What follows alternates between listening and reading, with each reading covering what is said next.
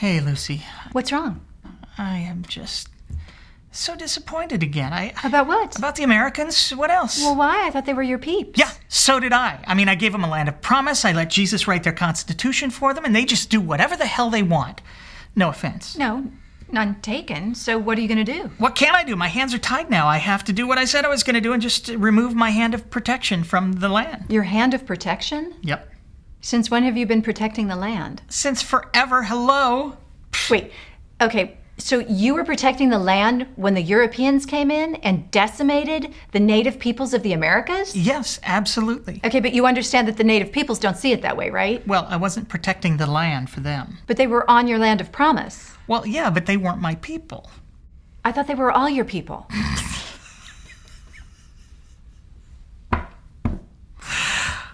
Oh, I don't know where you come up with this stuff. That's hysterical. No, I mean, were they keeping my commandments? No. They didn't even know them. Ignorance of the law is no excuse, Lucy. And, they weren't paying the insurance, so... Insurance? Insurance or protection money, whatever you want to call it. Tithing? Tithing, yeah. Extortion? I am not familiar with that term, but, they were giving all their goodies to the Great Spirit, who, let me tell you something, sister, not that great. I mean, look at the way he let his people be decimated by the Europeans when they came in. That's disgusting stuff. Okay, well, what about the Africans who were brought to the land? Yeah, that was genius because, as I've always said, if you want a people who really know how to work, you gotta go with foreigners. But most of them converted and they started following your commandments. And good for them, right? Maybe, except I don't think they got that whole hand of protection thingy. Well, I mean, really? What? S'il vous plaît, Lucy, you're really? This is the way you're gonna play this? Just go all caveman lawyer on me? Oh, I don't know what you're talking about. I don't. I have no idea what you're talking about. They didn't even want to be there, okay? I'm gonna protect the people who doesn't even want to be on my land of promise? Forget that. Well, what about all the people who did want to be there and didn't get your hand of protection? Like who? Well, like all the people who died in natural disasters, the San Francisco earthquake, the Galveston hurricane, tornadoes. What about Pearl Harbor or 9/11? Or the flu epidemic of 1918 where nearly 700,000 Americans died? Or all the kids gunned down in their classroom? Oh, you're gonna blame the victims for that? Please, the children had no fault in that. What? I never Lucy, said... you're talking about things I couldn't possibly foresee, okay? I mean, I don't keep my all-knowingness turned on. Okay. So what exactly are you protecting the Americans from? Has a single American ever been killed in a Bigfoot attack or at the rather large hands of the abominable snowman? No. Has a single American ever had his liver eaten by a demon or his crops destroyed by a witch's spell? Has a single American ever suffered at the hands of an alien nation? Actually, yes. Yes, they have. No. That was an anal probing, and every single one of those people showed a distinct propensity to enjoy the procedure. So that was win-win all the way around. Okay. So what exactly have the Americans done to warrant this withdrawal? What have they done? I'll show you. Check this out. You see that photo? Every single one of those people is wearing linen and wool together. Go to the next one. It gets more disgusting. That is expressly forbidden in my law, okay? I even killed an old guy just to make a point. It's a capital offense, but do the Americans do anything about it anymore? No. You can just go around picking up sticks on the Sabbath willy-nilly. No one does a thing. That's the drummer for Motley Crue. Exactly. Go to the next one. Okay, wait. You're withdrawing your protection because no one's following these ancient petty laws that no one's followed for thousands of years? No, of course not. This is just the tip of the iceberg. They're doing stuff that's just absolutely disgusting. We're talking about evil, wicked things that I've expressly forbade in my word. And we're not talking about just the old covenant either. This is new covenant stuff. Well, I know they're not being peacemakers. Well, I've never really had a problem with that. Not taking care of the poor? Wait, you can't really do that when you're spending all your time caring for the rich. I mean, they're very demanding. Well, what then? All right, you know what? If you must know, I'm going to tell you, but I'm glad you're sitting down because this is shocking. It's vile, disgusting stuff, and oh my gosh. I would have just told you already, okay? But it's, quite frankly, it's awkward. It's uncomfortable to do this in mixed company, so. I'm a fallen angel. I think I can handle it. Okay, but be forewarned because I'm getting a little verklempt just to even think about it right now. The Christians. The Christians? Yeah, that's why it's so outrageous. The Christians are letting... Oh boy, I'm gonna be sick. They are letting their women speak in church. Oh, myself, excuse me.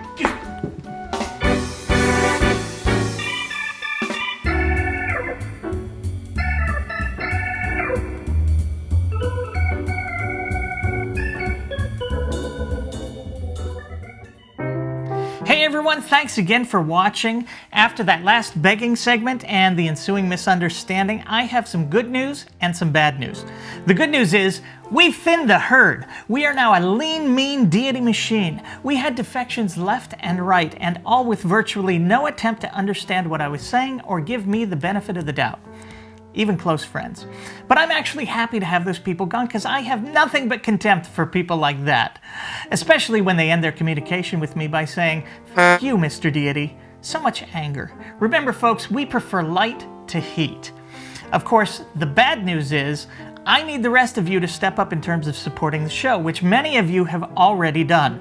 Along with the many defections came a new wave of financial subscribers who prefer their named public accusations of serious criminal offenses to remain within the justice system, where due process is given to both parties rather than an anonymous third-party blog post where the blogger makes no attempt to investigate beyond the claim.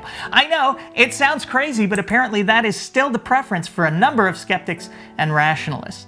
Now, in terms of financial support, this government shutdown thing has given me all kinds of great ideas about how I can help you help me, which in turn is helping you. So even those of you who are motivated purely by rational self-interest can participate. To what am I referring? Non-essential services of which you can dispense and divert those resources to supporting your favorite web show or the Mr. Deity show, whichever comes with resources headed our way.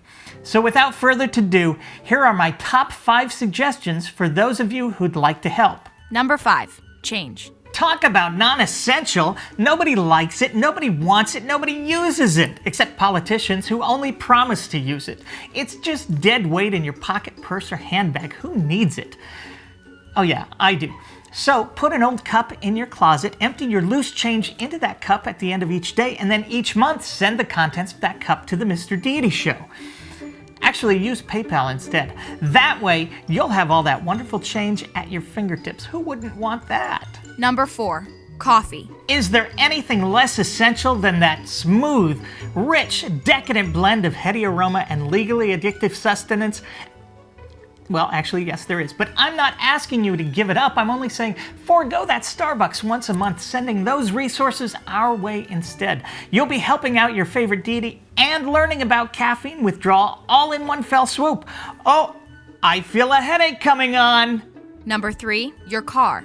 Don't just help us here at the Mr. Deity show, help the entire planet by dumping your car. If you live in a city with good public transportation, this could save you a small fortune every month. It's a no-brainer. Plus, public transportation is a great way to get back in touch with your fellow citizens. You'll learn empathy and compassion and cultural awareness and develop a tolerance for the smell of urine and the unwanted touching of strangers. Number 2, children. Research has shown that very few things in life stifle a person's ability to support their favorite web show like children. And they're not just expensive, they're smelly, demanding, loud, ungrateful, obnoxious, unreasonable. Heck, it's like living with a Republican. Foregoing children or getting rid of the children you already have will save you $15,000 a year minimally. If you send just half of that our way, you're still up $7,500 a year. You're not going to get a better offer than that, my friend. Trust me on this one.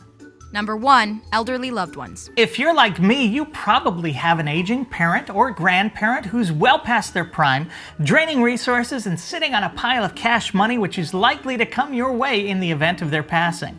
Right? Now, I'm not suggesting anything nefarious, I'm just saying they already sleep with a pillow. What if their pillow were on the other side? Would that be so bad? Think about it. Of course, you don't have to stop there. Pets, hobbies, food, there are all kinds of non-essential services you could probably live without. So be creative, then be generous. Because the only thing that's truly essential is laughter. To those of you who've already contributed in some way, thank you, thank you, thank you, thank you, thank you. And we'll see you again real soon.